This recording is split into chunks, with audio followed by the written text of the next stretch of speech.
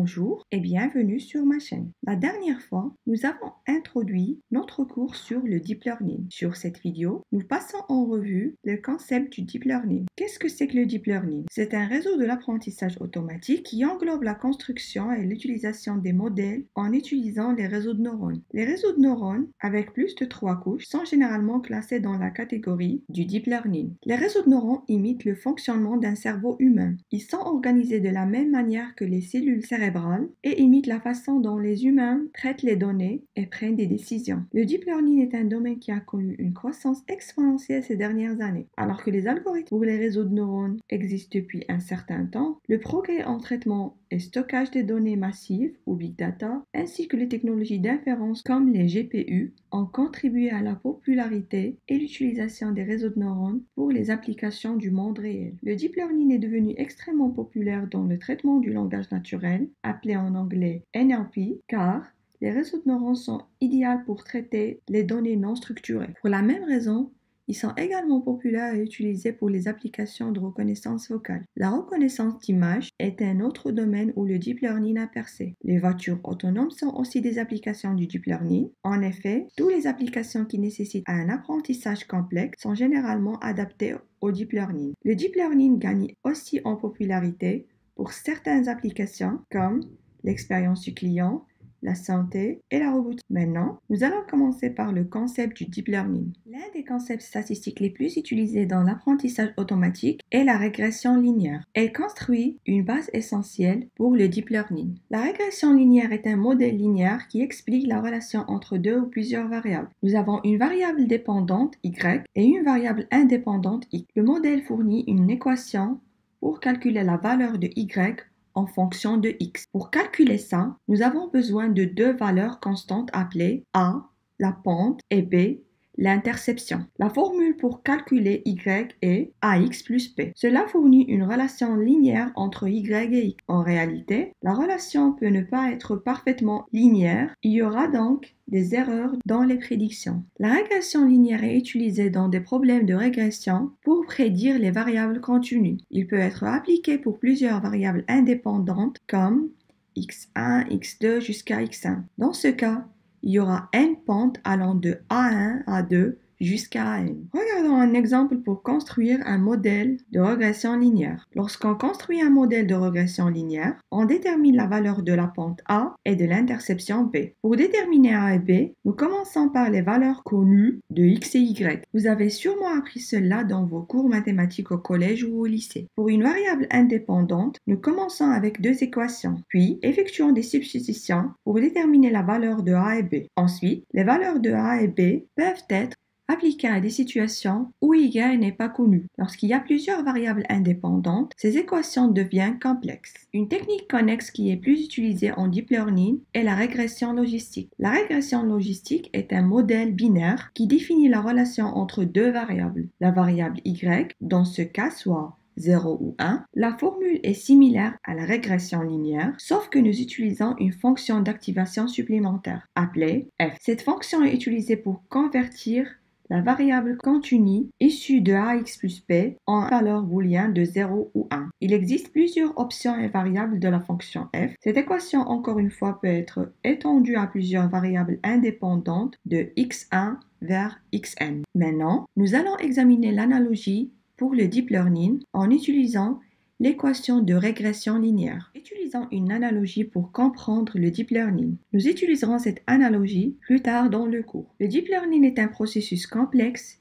et itératif qui nécessite une série d'essais pour affiner les paramètres du modèle. Il commence en fait par une initialisation aléatoire des paramètres du modèle et affine les paramètres par des essais et des erreurs. Dans le cas d'un modèle de régression linéaire, les paramètres du modèle sont A et B. Les valeurs de A et B forment le modèle qui détermine la relation entre Y et X. Par analogie, essayons de trouver les valeurs de A et B dans la formule 15 égale à 2a plus b. Nous suivons un processus d'essais et d'erreurs similaire pour affiner les erreurs. Commençons les essais. Nous initialisons la valeur de a et b à une valeur aléatoire. Dans ce cas, nous utilisons A égale à 1 et B égale à 1. Nous calculons ensuite la valeur de y à l'aide de la formule de A plus B. Le résultat de y est 4, le résultat attendu est 15. Cependant, nous nous retrouvons avec une erreur de 11. Maintenant, nous allons utiliser cette valeur d'erreur pour ajuster les résultats et voir si on va se rapprocher du résultat souhaité. Faisons passer A à 6 et B à 6. Maintenant, nous avons la valeur de Y est 18 et une erreur négative de moins 3. Nous allons donc ajuster à des valeurs inférieures de A et B. Nous réduisons A à 4 et B à 4. Maintenant, l'erreur est devenue 4. Nous nous rapprochons du résultat. Changeons maintenant A à 6 et B à 5. L'erreur est passée à moins 2. On se rapproche du résultat, mais on a encore une fois passé au côté négatif. Essayons maintenant des valeurs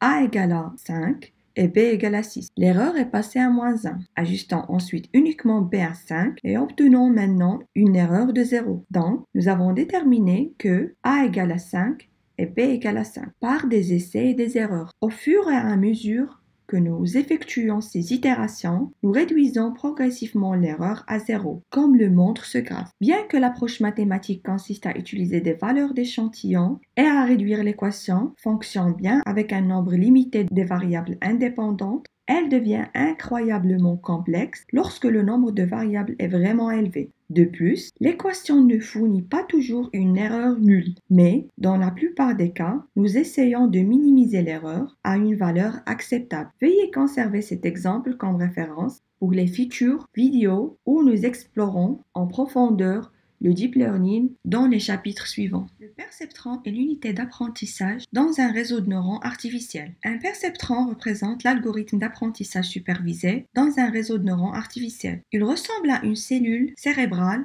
humaine. Plusieurs entrées sont introduites dans le perceptron qui à son tour effectue des calculs et génère une variable booléenne. Il représente une cellule ou un nœud unique dans un réseau de neurones. Il est construit sur la base de la régression logistique. Pour dériver la formule du perceptron, nous utilisons la formule de régression logistique que nous avons vue dans l'étape précédente. Ici, on remplace la pente par des poids, en anglais appelé weight, et l'interception par le biais, appelé B.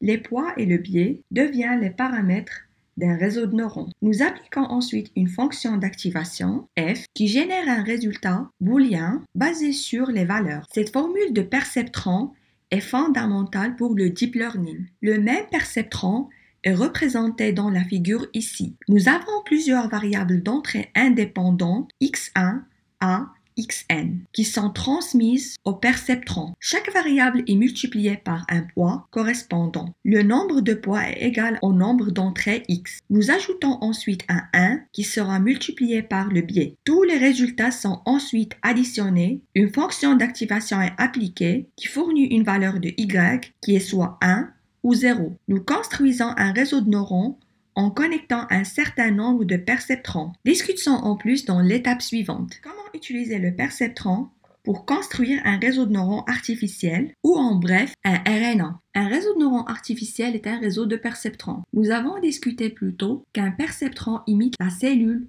cérébrale humaine, semblable à la façon dont un cerveau humain est créé avec un réseau de cellules. Un RNA est créé avec un réseau de perceptrons. Le perceptron est aussi appelé un nœud dans un réseau de neurones. Nous utilisons le terme nœud pour le reste de ce cours. Les nœuds sont organisés en plusieurs couches dans un réseau de neurones. Un réseau de neurones profond a généralement 3 couches ou plus. Chaque nœud a ses propres poids, biais et fonctions d'activation, comme nous l'avons vu précédemment. Chaque nœud est connecté à tous les nœuds de la couche suivante, formant un réseau dense. Les nœuds de la couche ne sont pas connectés les uns aux autres. Cependant, il existe quelques exceptions à celles-ci dans des cas d'utilisation avancés. Ce graphe montre un exemple d'un réseau de neurones. Chaque réseau neuronal a une couche d'entrée, une ou plusieurs couches cachées et une couche de sortie. Dans la couche d'entrée, il y a un nœud pour chaque variable indépendante. Dans cet exemple, il y en a 3. La première couche a 4 nœuds, la deuxième couche a 5 nœuds et la troisième couche a 3 nœuds. Le nombre de couches est le nombre de nœuds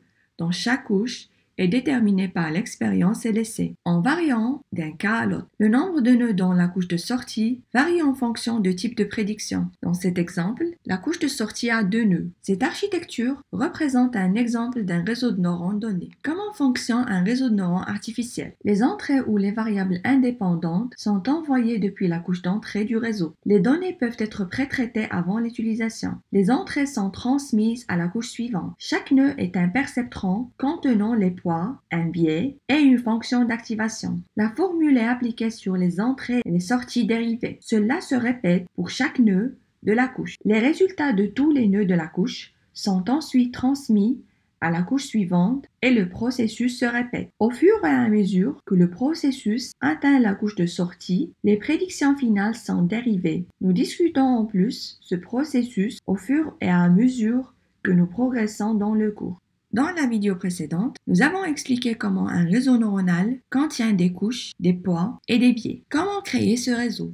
Un réseau de neurones artificiel est créé par un processus. Un modèle de réseau neuronal est représenté par un ensemble de paramètres et d'hyperparamètres. Cela inclut les poids, les biais pour tous les nœuds, ainsi le nombre de nœuds et les couches. Il existe d'autres hyperparamètres dont nous parlons plus tard dans ce cours. Un modèle RNA signifie le fait de déterminer les bonnes valeurs pour ces paramètres et hyperparamètres, de manière à maximiser la précision des prédictions pour un cas d'utilisation donné. Ils peuvent également compromettre la précision des performances. Notez que les entrées, les poids et les biais peuvent chacune être des tableaux à dimension n, selon le cas d'utilisation. Par exemple, une image peut être représentée par un tableau de pixels. Revenons à l'analogie que nous avons discutée préalablement dans cette vidéo. L'entraînement d'un modèle du deep learning fonctionne de la même manière avec les poids et les biais, remplaçant A et B dans cet exemple. Nous commençons par des valeurs aléatoires pour les poids et les biais, puis nous itérons ces résultats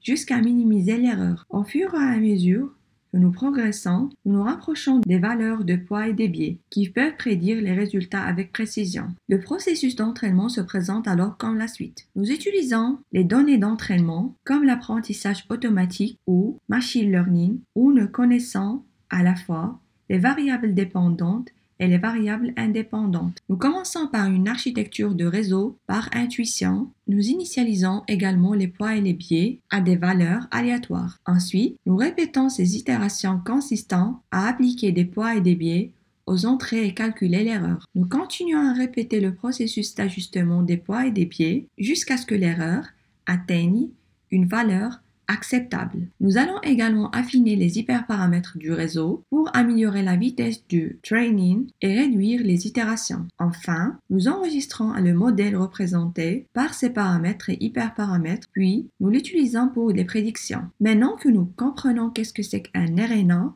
explorons l'architecture d'un réseau de neurones en détail dans la vidéo suivante.